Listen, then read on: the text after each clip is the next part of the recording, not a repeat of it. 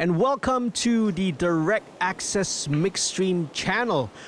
You're with me, JD, and you are watching another brand new episode of the Song Breakdown, the show where we take a trip down memory lane on one of the songs that I've worked before, where I interview a guest, either the artist or very often the producer or the composer of the song, and we take a little sort of an analysis of the song. Joining me today, right, I'm very, very proud and very, very honored to have with us my good friend Zainal Zulia. Hello. Hi, JD. Hi, man.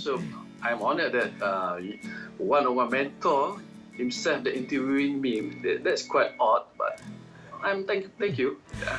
Oh, mentors? I mean, I don't consider myself that, man. Yeah. I consider you as my mentor, of course. but here's the interesting thing, you know, learning is actually a two-way process. If I'm talking with someone as much as they might be learning from me, I'm also actually in the process of doing it, learning from them also. So it's always a two-way process lah, okay? Today we are going to take a look at one of the songs that we worked on together. The title of the song is Sesuatu. When was this song written? I think we did this almost 10 years ago. Yeah. Almost 10 years ago, right? Yeah, 2010, 2009, somewhere like that lah. So this song is a long, long time ago. For the viewers out there, you know, they kind of want to know more about yourself. So can you share with them what's your background? Okay, my name is Zainal Zulia. I am founder of Sajakiri Music, which I created just before, the song is Sesuatu is quite special because it shows that timestamp that I started my own label, which is Sajakiri Music lah. Before Sesuatu is all with my band, but that time is Tulang, and post Sesuatu is all Sajakiri. So in a way, Sesuatu is like milestone for me that I'm starting something new. Writing song is easily comes to me. So with band or without band, I create song easily. I can create song like once a week. I can write like 5-6 songs just effortlessly. So that's why I create Sajakiri Music for me to put all my songs there, and I create also singing competition for underground singer out there who likes to take my song as their songs, and I did like 4-5 years ago the competition, and now we have like 6 or 7 singles out already. Please, if you are free, you can visit my site on sajakiri.com lah. I have like 60 or 70 songs, and I'm still creating a new one every single week. So that's my passion, to write songs. So the song Sesuatu is my milestone for starting this project 10 years ago, and end of my rock band, you know, teenage stuff, doing a rock band 10 years ago. So since I get married lah, so if you get married, you cannot do that. I know it's you can still do, but it's quite limited, you see. So that's how I see Sesuatu as is lah. Alright. Hey, still can rock out with a band, man. Even after married, can. Don't say cannot, right? So yeah, and yes, right. For you guys who are watching out there, if you are an aspiring singer and you want to get a chance to, like, you know, record a song and become a recording artist, okay? And then you know how hard it is to sort of penetrate, to get your attention from, you know, agents, managers, record labels out there. Get in touch with Zainal, okay? Go to his website, sajakiri.com. Is that correct? Okay? Yes, okay, all correct. the description, all the links, everything, we'll leave it down in the video below. Or maybe, you know, I'll leave some of the links, right, flying around down in the video, lah, right? Do go and check it out, okay? And you know, your Sajakiri Vokal, I think it's how many seasons is this thing been going on, you know? I'm doing it concurrently. I doing all the time. Every once a year, like 3 or 4 singers, but not all of them like they want a song, but they don't want to go on pun ada, so that kind of thing. It's quite hard to find a singer that not only can sing but committed enough to do this seriously lah. I think you understand it better lah. Yep, that's right, you know. I mean, a lot of like aspiring singers, aspiring artists out there, once they get a taste of it, they don't realize the amount of work and the amount of commitment that you have to put into this lifestyle and career path lah, so to speak lah. Yeah. You know, it's not an easy thing. It's definitely not easy. Yes. So that's why you always, you know, what we call one hit wonders, or you know, I mean, not even a hit, one song wonder. You know, One song. in some cases lah. You know. Yeah. Yes, So, correct. but you know, I'm very Yeah. proud of you, man. So anyone you. who's watching out there, go and check out, right? Sajakiri.com. So Yes. how did we first meet? By the way, you know, let's give the viewers a little Oh. bit of a. Okay. I trying to recall. I remember vividly that we meet first with the, you know, with my band, previous band Tulang, with the song Shahid, if you remember. Yeah. We did record the songs in King Studio, and then I some kind not satisfied with the mixing because it's like, for my taste, it's a bit old school. So after that, my friend Jaja or Azhar, he said that, nah, let's try JD, because I heard his mixing on the song Itulah Kamu by Estd. Yep. The song, the mixing is quite, I mean, it's very modern. In 2008, 2007, like that, I went to your studio. I bring all the tracks for Shahid. You mix it very well. That's our first project. And then after that, we did a recording with my band also, Tulang, for 2 or 3 songs after that. From that date, 2007, I prefer you as my mixer man. If I have budget, of course. So if I have budget, definitely I will go with you. Mixing wise, you're my favorite choice, and and thank you so, because you give me a friendly fees. So to recap, I met you at Yes. 2007. Yes. I recall now. I definitely recall our first meeting back then, and yeah, I guess, you know, everything. It's history now. You know, so now. 2007 up to 2020. Wow. So we know each other for like 13 years, man.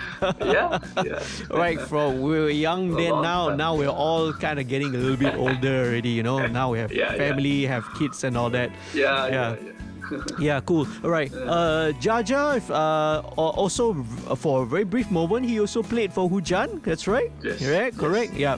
So, you know, later on, you know, I'll be putting down all these kind of graphics and stuff like that up. Right. Yeah, So right. you'll check it out. So because viewers gonna wonder, who is this Jaja? Okay. Right. Cool. Okay. So cool, Okay, man. cool. Yep. So yeah, it's cool how we sort of everything seems kind of connected that way, you know. I think eventually around that time, I also mixed some of Hujan's songs as well. Yeah, you know, like Pagi Yang Gelap, I actually mixed that song, and a couple of other songs from their first album.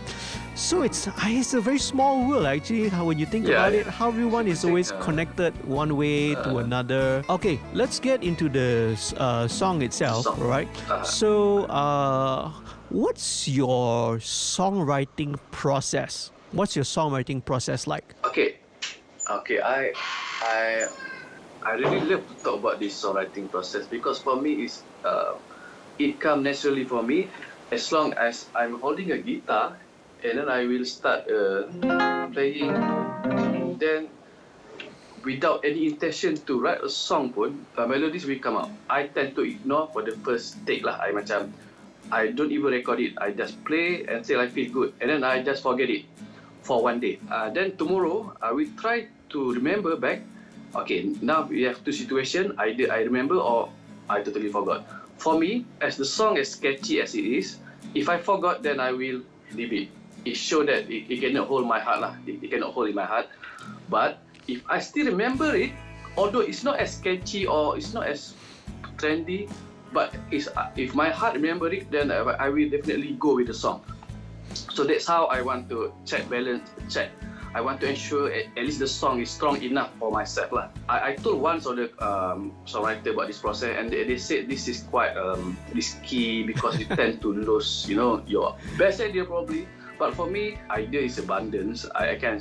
I will always can create another thing tomorrow. So I don't care less. So I've written many songs than what I have recorded.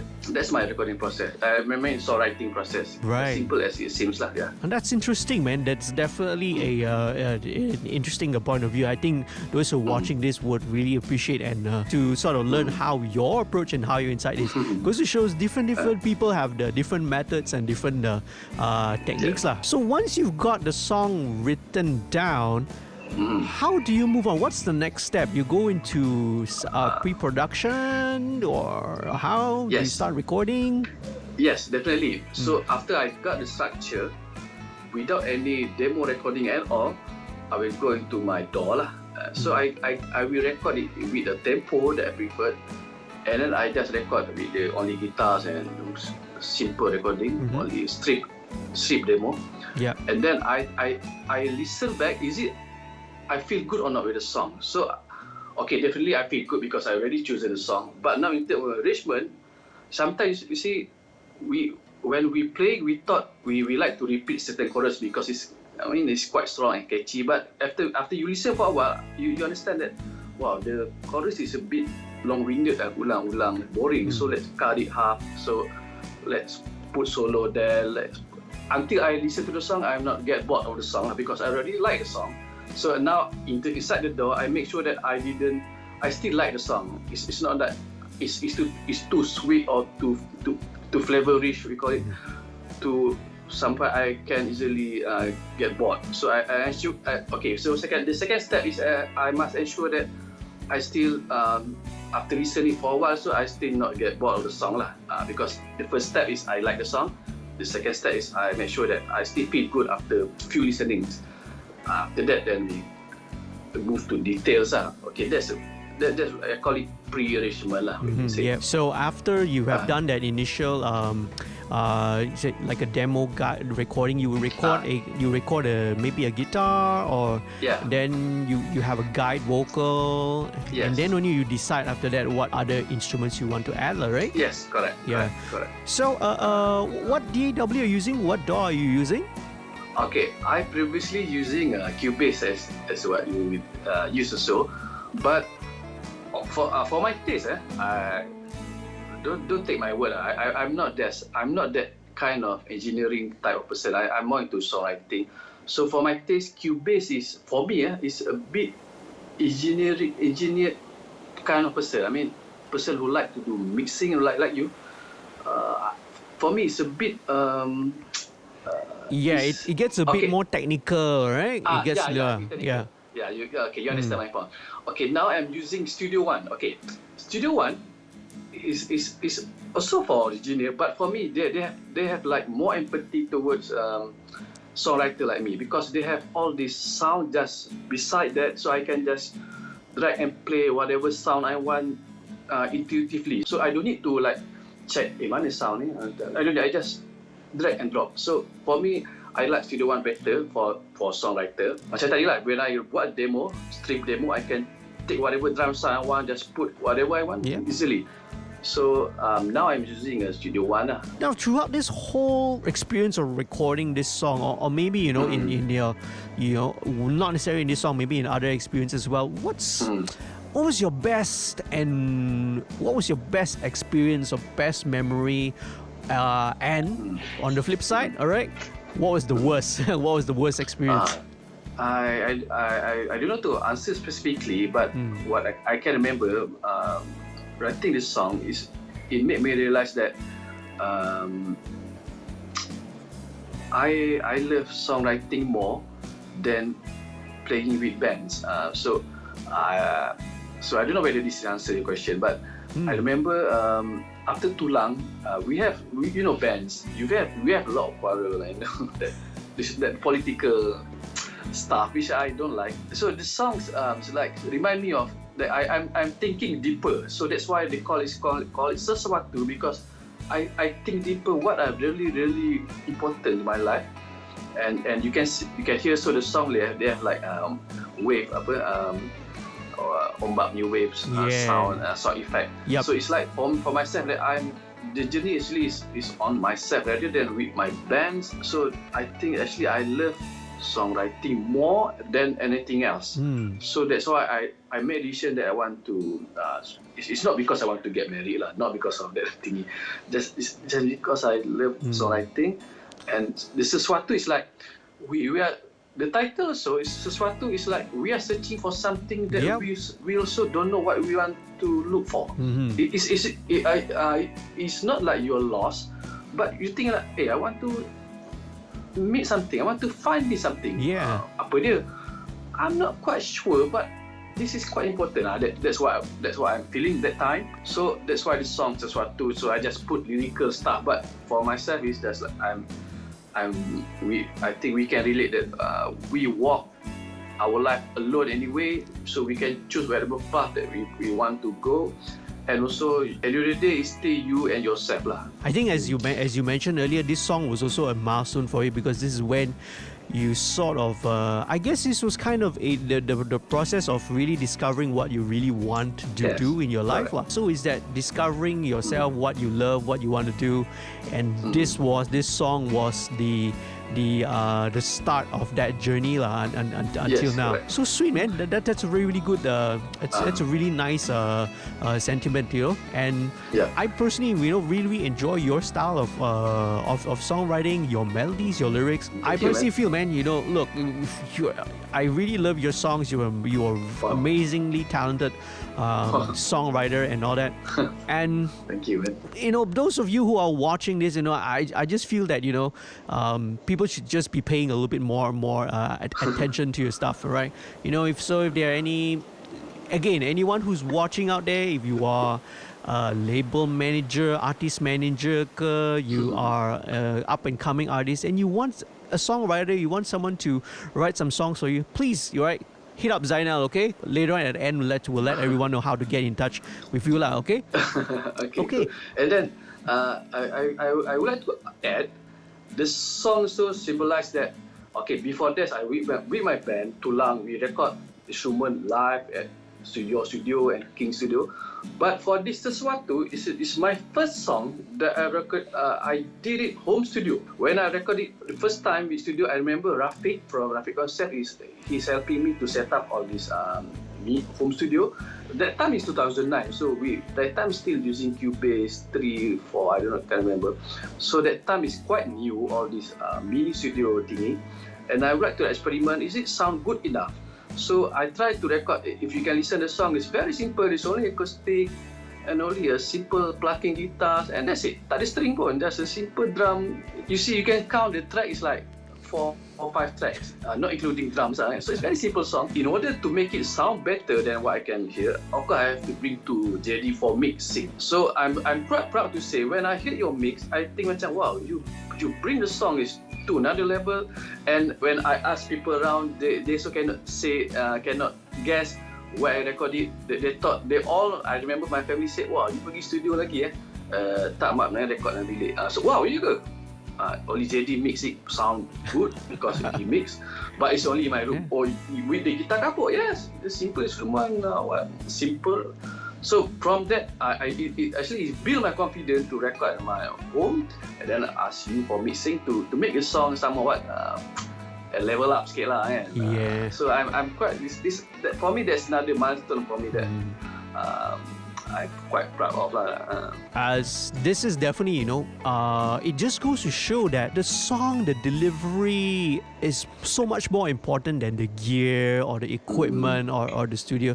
Yes, of course, everything plays an important role also, but most importantly, in my opinion, because when I look at it as the mixer, if the song is great, if the performance, if the melody, if the lyrics are good and people can connect and people can sort of feel and be impacted by it, then it has done the job. It doesn't necessarily have to be, recorded in a multi-million dollar studio with, big Neve or SSL console or whatsoever.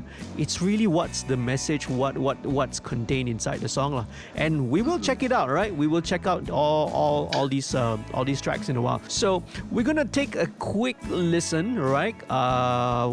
Of roughly the entire song. If you guys want to check out the full song, head down to the link that's going to be on the screen and also down in the description. Click on it and check out how the full song sounds, okay? Let's kind of start off with the intro.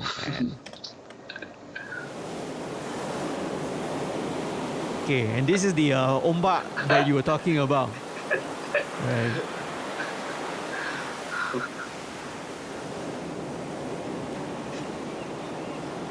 Then you can hear the burung in the distance. So this goes on for like almost 20 seconds, you know. Can you kind of share with us why did you want to put this sound Actually, effect?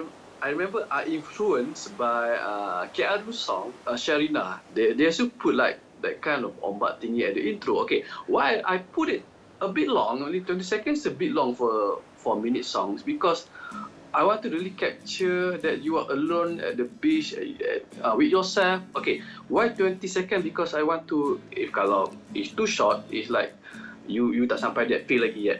So kalau if 20 seconds, it's like it's not too long, but it's not short. So you kind of in that zone already. Hopefully lah, macam you macam alone. So what this actually achieves, you know, it actually achieves the goal. You are trying to put the listener into that environment so that they can imagine that they are alone, you know, with their thoughts and with their emotions lah. You know, nowadays when it's 2020, you know, they always say like you know, don't put all these long intros, straight away get to the chorus, get to the melody, you know. So typical kind of a pop song formula will always, but I know you, man, you're not someone who always follows the formulas. You don't follow, you do it your own style and do it your own way. So it's really, really cool as well. Then it kicks in with just the acoustic guitar and a vocal, right? So let's check it out. Di manakah ia merpatinan putih? Bisakah diriku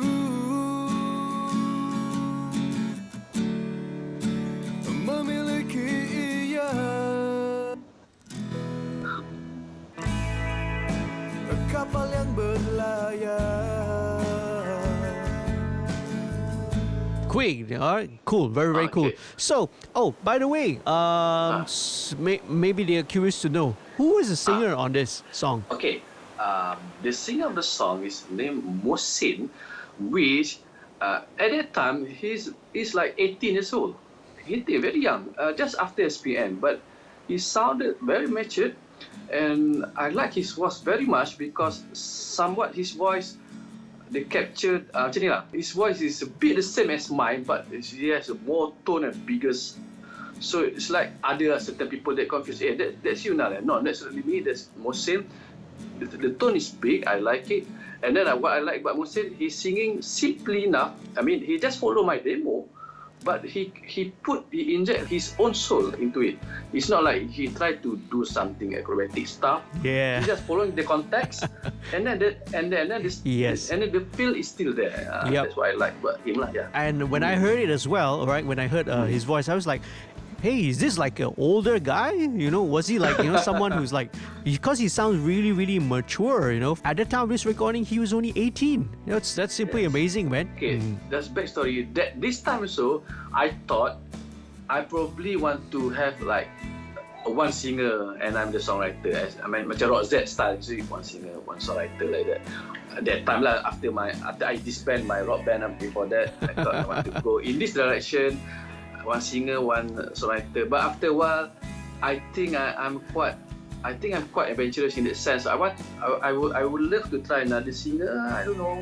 Although this Mohsin himself is quite good singer, but I feel bored. But I mean, he has the same kind of tone for certain song. But all my songs so it's just like copycat 100%. So for me, I thought I'm a diverse songwriter. I want to try something else. That's why I did this Sajakiri and competition stuff for myself, so I can have a different style of singer that record my songs. For me, that's more satisfying lah. So the guitars on this, you recorded, yeah. Okay. How do you record the guitars? Okay, jadi you tak ingat ke? Actually, I did record acoustic guitar on in my house. Yeah. And then after that, you told me, Zainal, the sound is not that as good lah, and because they have a lot of echoes. No, at home, like put your guitar pun sounded cheap. I remember you told me that lah, and then I macam okay. So what your suggestion? I think better you record in my studio lah, which we did lah. That's right. Yeah. You ingat tak? You remember or not that thing? I remember. I also know which acoustic guitar this was. Yeah. Yeah, and then I brought my own acoustic, and then you said, Still not as good lah. Better you use my own. I don't know. You learn from someone. You ask me to use for me to use one of your acoustic guitar, which I'm glad I can use, and we re-record the acoustic guitar at your studio kan. So after only one to take because it's simple track pun. But I'm glad that because for me I remember that time I'm not quite as I'm not quite as my ear is not as good as engineer perspective. So I understand your view now more clearly because I understand the guitar itself is carry the whole song, which is very important. So without the good sounding acoustic guitar, the song will sound cheap lah.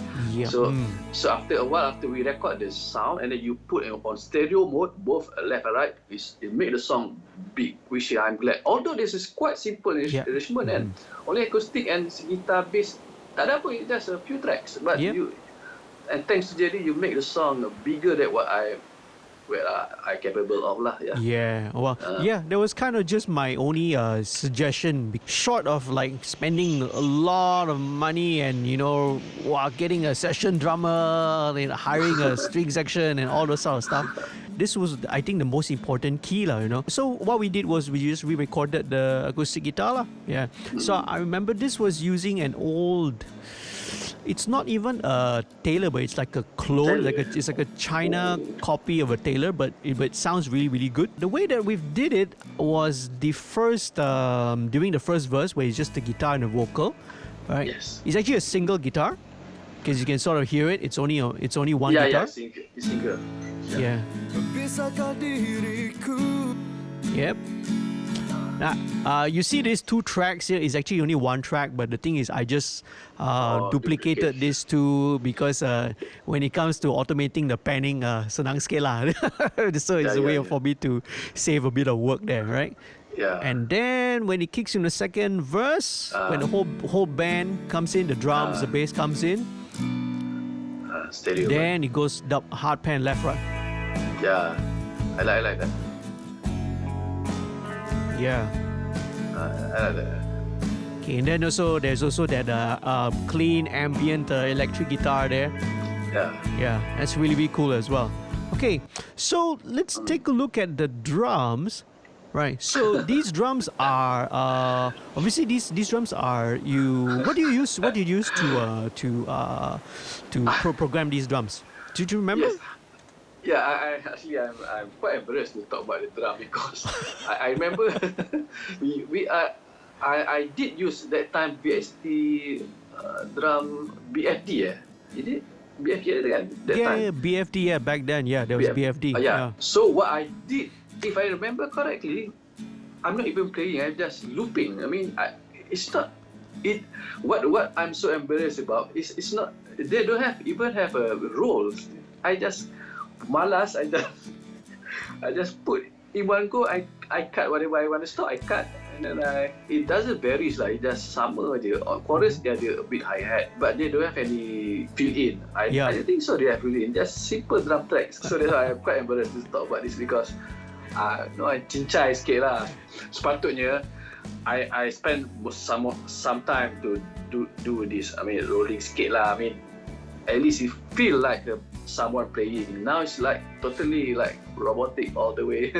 Well, sometimes the beauty is in having things super simple, and if it's effective in the end, what's important is the content lah, the song and the delivery. So let's take a very quick listen. So when it gets into the second verse, this would be basically just a loop with a hi-hat. Okay. Simple. Yeah. Do just some accents in the hi-hat. Okay. I think chorus also the same. Chorus I put right. Okay. Then it goes to the this is the pre-chorus, I think. And then when it goes to the chorus, then you go to the right symbol. Yeah.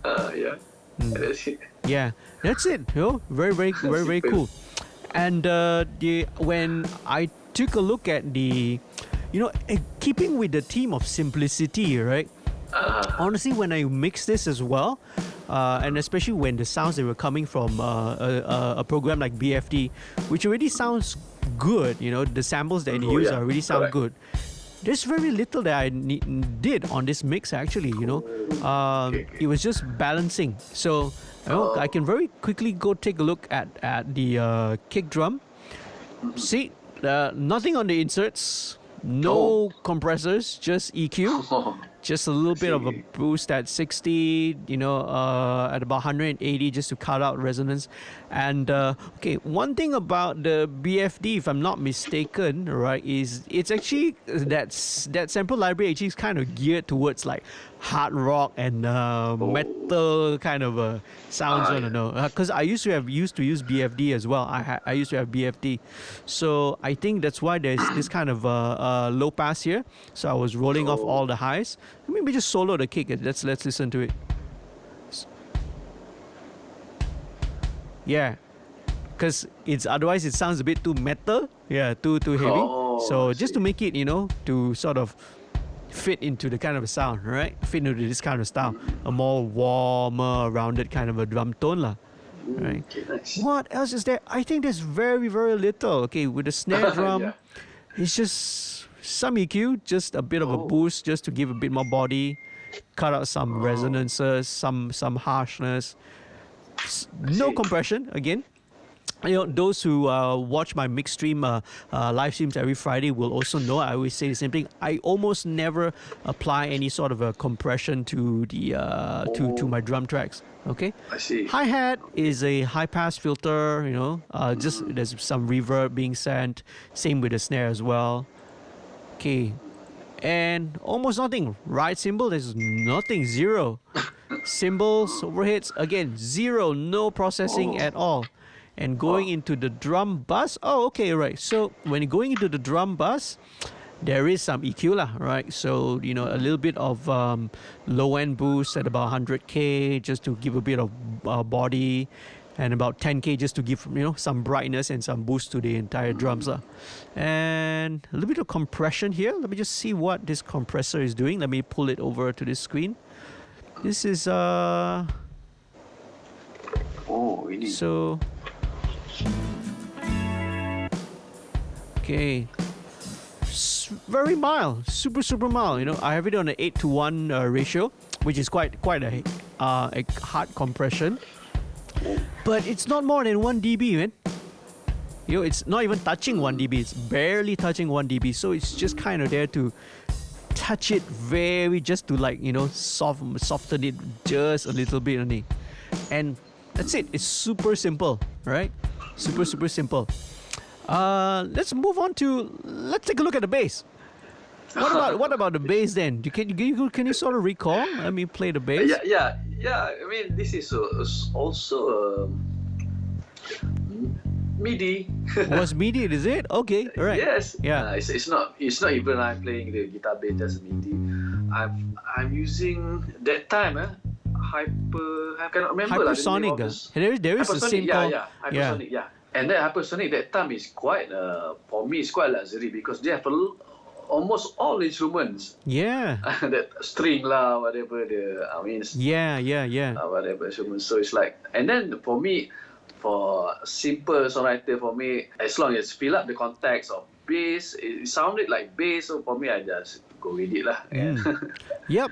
I mean, a lot of the stock sounds that are provided nowadays in a lot of modern DAWs are really pretty good. It's just about just finding the right sound and the right combination of sounds lah. Sometimes when you play with MIDI, actually, it's even better because it's more consistent.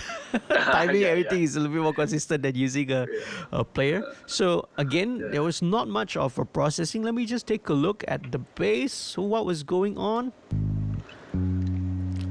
So I had an LA2. So LA2 again, just touching 1 dB, maybe a little bit above, and that's it, man.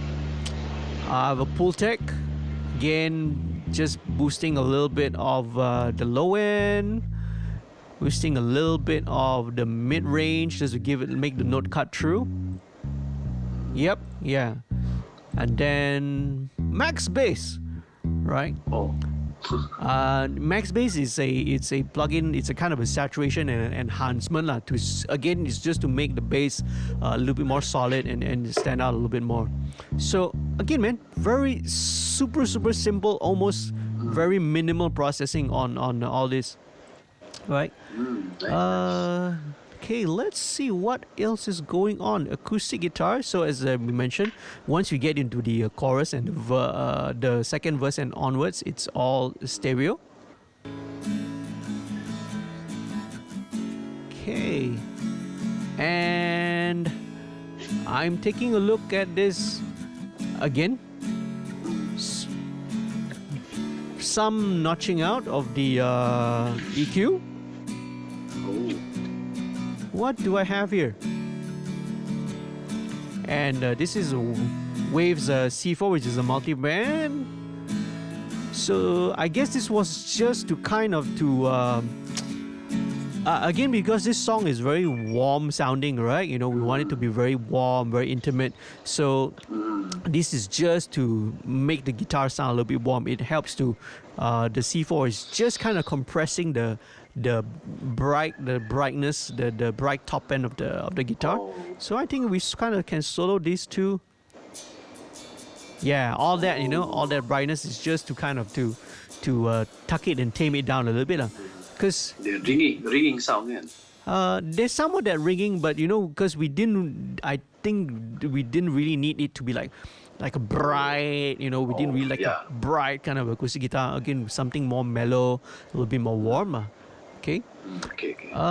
There's another plugin here, but unfortunately, it's not loaded. This is TransX, but I can't load it anymore because, you know, I don't have this anymore. That's why there's a little error.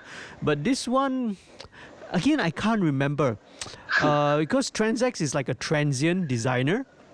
So transients means like, you know, any of the attacks or the peaks. I can't remember whether I use this to achieve the same thing, you see, because we want it to be less attacky. We want it to be a little bit more rounded, a little more soft, gentle. Maybe that's what I used it here for, right? Because kind of looking at what I'm doing with the Wave C4, it's just to make it a little less, you know, bright, a little more warmer, more intimate sounding lah. Yeah. And then just some EQ. That's it, you know, just again a little bit of low end boost to give a bit more body, and a bit of 8 kilohertz boost just to, you know, give it a bit of some of the brightness back lah. Yeah, but again, super simple, man. No compression, so to speak, on all of it. Yeah. Oh. Super simple. Yeah. So Cool. So how long do you take to mix the whole song? If you I remember? can't remember, but you know, it shouldn't be that long, I think. Right? The way I kind of mix as well, even on like super complicated, you know, tracks with 50, 60, 100 over tracks or so, usually doesn't take more than 4 or 5 hours or so. I guess probably with this, it took me even less time lah. So because it's so little minimal processing, I think it's very important to not only to know what to add, but it's also very important to realize when not to do anything. Don't do anything to it. Just leave it alone. Don't touch it. You know, maybe just add a little bit of reverb, and that's it. So in this case, you know, with the drums, with the bass, a lot of it was just kind of just leaving it alone, right, and just blending the sounds together lah. Let's move on to the guitar. Yeah. So let's take a listen at the guitar. So this is like the ambient with a lot of reverb. What did you use to record? This is line in. I remember I just bought a cheap guitar, Hofner. And then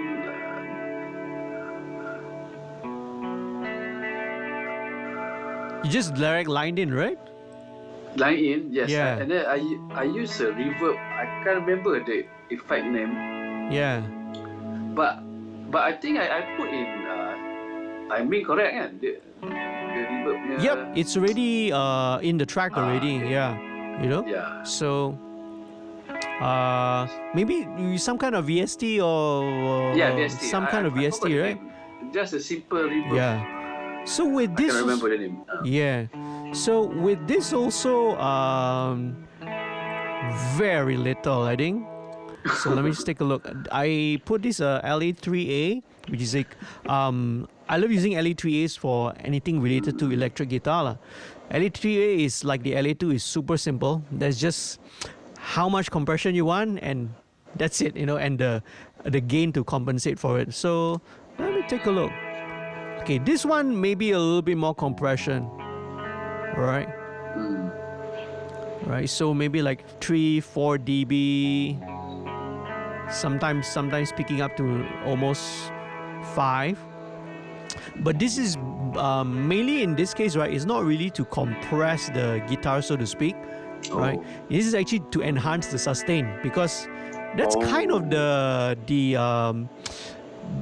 secret point ingredient, the point of this guitar tone, right? The Yes. reverb, the ambience behind it. So this helps to bring out this compression, just helps to bring out all that reverb and the ambience behind it lah.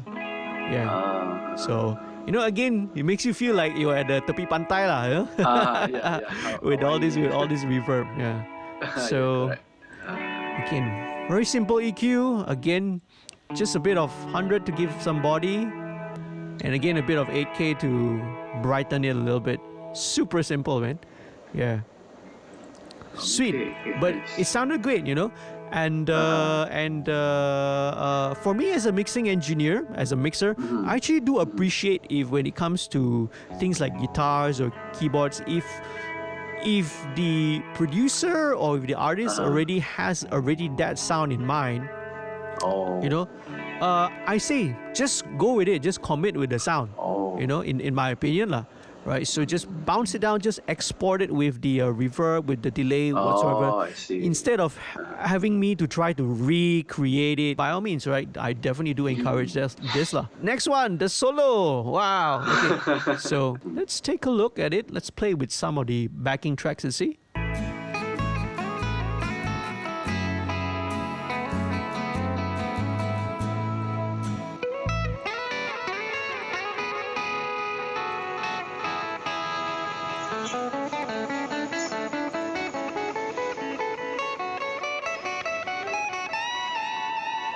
So again, it's got all the effects, the delay all already in the track, right?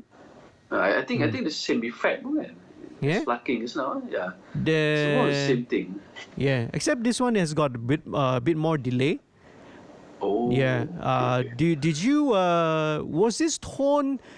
Did you add a bit of overdrive, because it sounds like Yes, correct. slightly overdriven? You know? Yeah. Yeah, that's my taste. I'm Yeah. metal, so I put some distortion. It's not even distortion, but yeah, it's overdrive a bit. Yeah. So it's To, just to make it sharper and yeah, so that it kind of cuts through and is a little bit Yes, more correct. than sustained. When it works, man. Yeah, it really works. I think what I was doing here, I just added a bit more reverb. You know, again, more reverb. You know, you add more reverb. yeah, added a bit more reverb. And okay, this one I can see here that I added some chorusing. Yeah. see. So it's just to kind of always make the lead guitar solo a little bit fatter, a little bit wider lah. Okay. All right. I even do it to this day. All right. With lead guitars, right? It helps to you want to give it a little bit more fatness, a little bit more width, a little bit more size, right? So sometimes chorusing will help as well. Yep. Yeah. But no EQ, no compression, nothing. Wow. Nothing, man. What? Yeah. Again, because it doesn't need it. It didn't need it, right? So nothing at all, you see? No EQ, just added reverb, just added chorus, because it sounded fine the way it is already. So yeah. Oh, I see. So goes to show, you know, even if anyone who's watching this, you know, even if you are doing this from a home studio, if your sounds are good, if your performance, your delivery is good, you can sort of match whatever's being done in an expensive studio lah. But of course, the trick is your performance and delivery has to be good lah. Yeah. So I see. so this is just to kind of reveal, man, to you what's been going on.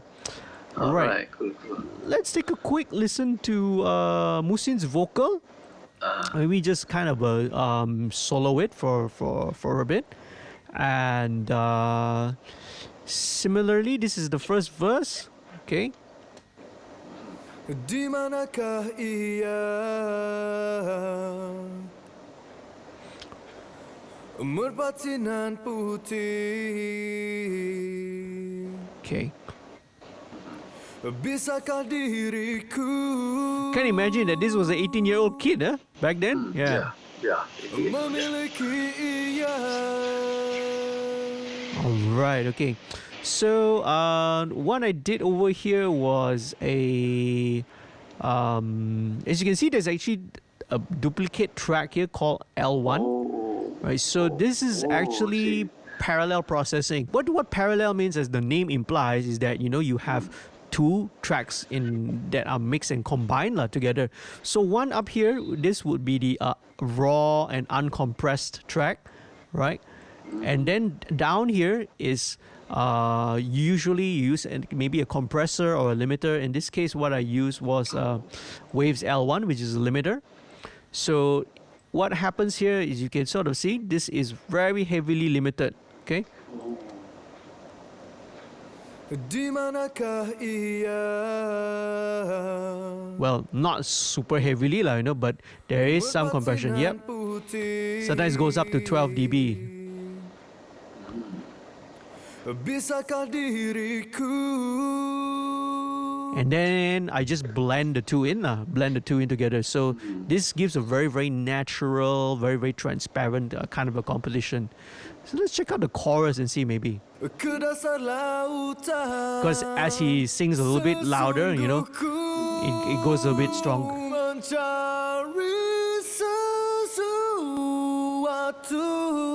We put the acoustic guitar.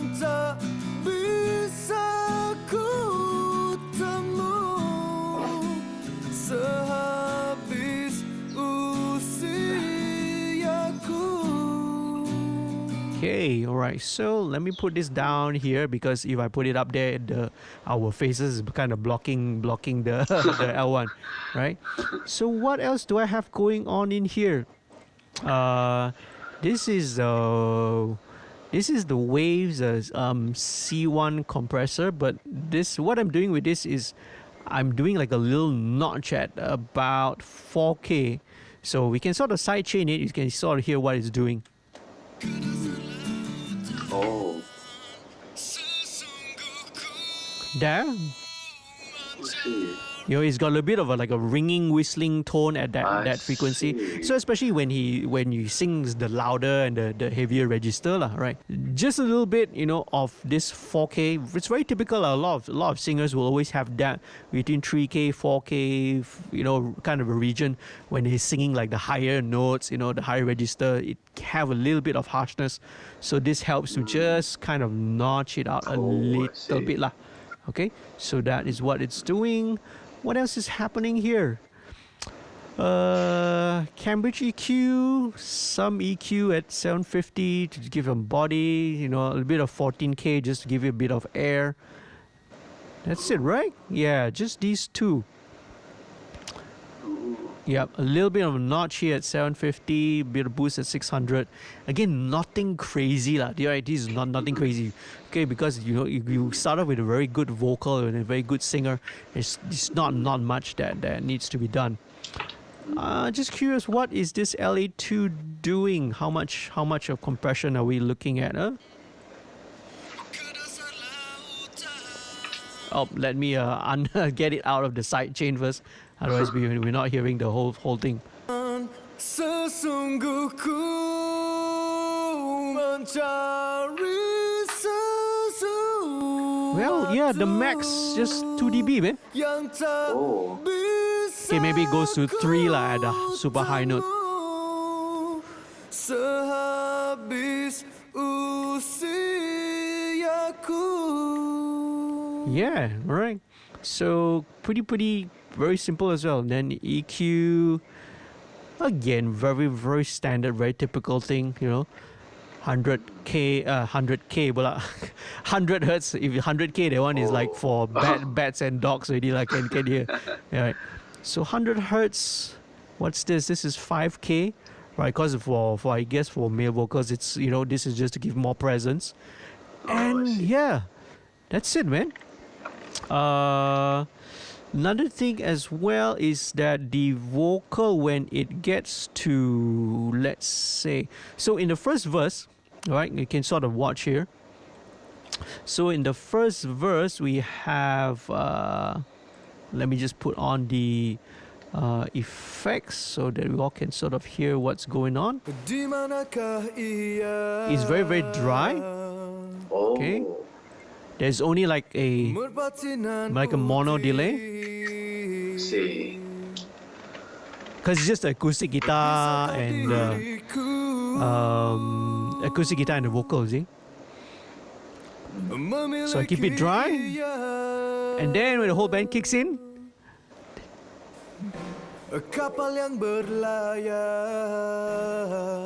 then you have a bit more reverb to it.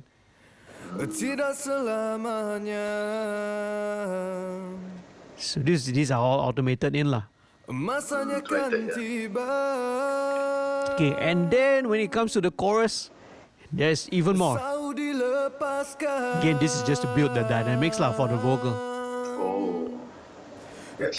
So in the chorus, I think what kicks in is a stereo. There you go, yeah. Like a really wide stereo delay. So it really looks like you're tengah mencari sesuatu, flying and melayang, melayang,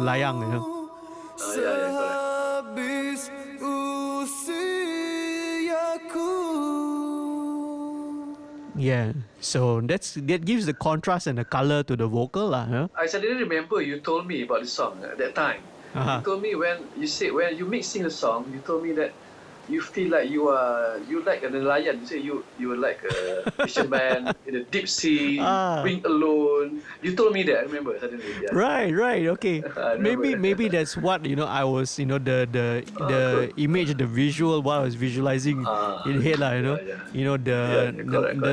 The lion goes out there by himself. And then goes fishing, and then comes back. Very good vision. Yeah. So I mean, it's always. I think with mixing, it's I mean, with songwriting, it's always good to have some kind of visual image. Yes. If you can sort of paint that image, see. But we are using, words. We're using melody. We're using sounds to create that imagery lah. So hopefully, whenever whoever's listening to it, can sort of whatever they can relate to lah. Let's take another quick listen maybe to the rest of the song at the end of it. So this is coming out of the solo.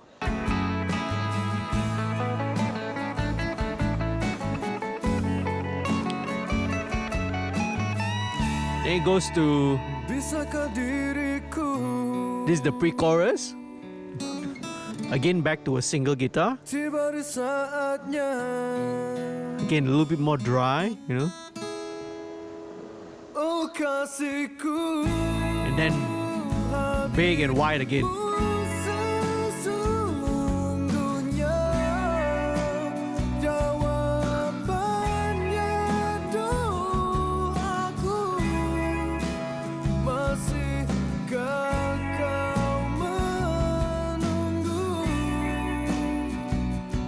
Then the last chorus.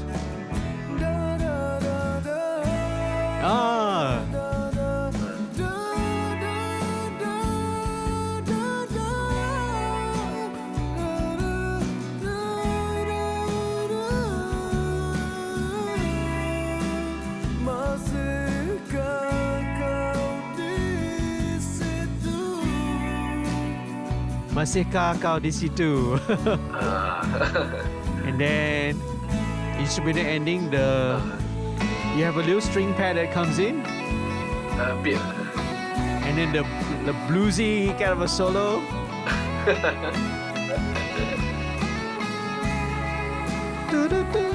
Ah, got a blues note there.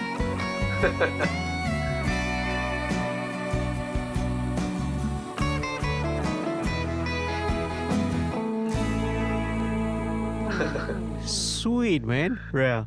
So it's such a sweet sounding song, you know. I really, really love and really enjoyed. Had so much fun working and mixing it as well, man. Actually, why I choose the song when you asked me first time, because I remember you have helped me mix a number of my songs, but I think this Sesuatu is the particular song that you told me that you like it. I remember. Oh, okay. So that's why I thought better I use the song that you like lah. Well, I like all of it, man. You actually learn quite a lot of things actually just listening back to some of these old songs that we've did in the past. What did we do? And then sometimes it's like a refresher, not only to refresh your memory, taking down like a trip down memory lane, but it helps me to also refresh maybe some of the lessons that I might have learned when doing that. That was Sesuatu, written by our dear friend here, Zainal Zulia, and sung and performed by Mohsin. This was one of the many projects that we've worked on together, but this is definitely, holds a very special place, definitely for you and also for me and myself lah. I really appreciate you taking the time to to do this little chat, this little interview, just kind of looking down and sort of re-examining the song, man. All right, so Zainal, do you have any messages that you want to share with the viewers who are watching this? Yeah, of course. Actually, I'm again, like what I told you earlier on, I'm honored. Actually, I'm a bit reluctant to do this kind of interview because I feel I'm not. This is my personal feelings. I don't think I'm qualified to talk about this thingy because I'm not that kind of. I'm nobody lah. But still, as a friend, jadi for me, sorry, I now have to compliment JD because he gave me space. But actually, he's the friend that really believe in me. Although I'm nobody at the time, and still to this time, I'm still nobody. But he still consider me as his best friend, his talented friend. I'm thankful of that because of that. I really appreciate of what he's doing. And still, JD will remain my favorite mixer for my songs. Okay, as a advice, I think we have to keep on doing art. It really doesn't matter where your direction is, because for me personally, doing art make us happier and also healthier. For me personally, it make me sane just by doing arts, because I'm teacher. My full-time profession is teacher, but doing music just keep me happy for the whole day. And if I'm doing it every day, it keep me happy for the whole life, hopefully. Just doing art for the sake of doing art. No need to think of what you want to achieve, glamour stuff or that. I think there's so much value in sharing one's art without having to think about everything you have to factor in about whether this is commercially viable. If we thought of music, if we think of art always in that kind of terms, right, in those kind of factors, then we'll never be creating great art, you see, right? Everything will just be like a factory produced. Everything becomes like fast food. We need to have some fine dining cuisine from time to time, man, yeah. So even though it's like some simple exotic fine dining, it doesn't have to be all that processed fast food that we used to. So same goes with art and music, man. So thank you once again, man. Thank you so much for sharing this time. How can the viewers reach you? What's your social media? My name, facebook.com/Zainal Zulia. That's it. All right. Zainal Zulia. Do you have Instagram? Do you have Twitter? It's all Zainal Zulia. It's all okay. So as long as you search just Zainal Zulia, okay, all right, you will be able to find him lah. All right. And also correct. same goes with the Sajakiri platform. Sajakiri. If you're interested to know about more my music, Sajakiri lah. Just spell it Sajakiri. Google, you will find everything. Website, Facebook, Instagram, is all there lah. Yeah. So Sajakiri, one word, Sajakiri, okay? Yes, and, correct. Yep. And again, if you are an aspiring singer, you want, someone to like write and compose a song for you, Yes. go and hit up Zainal, okay? Right, on his Sajakiri platform. I guess let's wrap it up. But you gotta go. You've got work. You've got classes to teach, right? Cikgu Zainal. Cikgu, yeah, I'm teacher. Yeah. Okay. Okay, thank you, Jadi. Thank you so much. So for everyone who's watching this, right, if you enjoyed this video, if you find it informative, please do leave a like. I really appreciate if you can share this with your friends, right? Anyone who is interested in topics regarding songwriting, mixing, recording. Go and follow and subscribe, right? Zainal's social media and also Sajakiri's. Go ahead, go and subscribe, right? All the links we're going to leave down in the description below. Thank you very much, my friend. Okay. Thanks, Jadi. To everyone out there, all right, stay safe, take care, and we'll catch you again next time.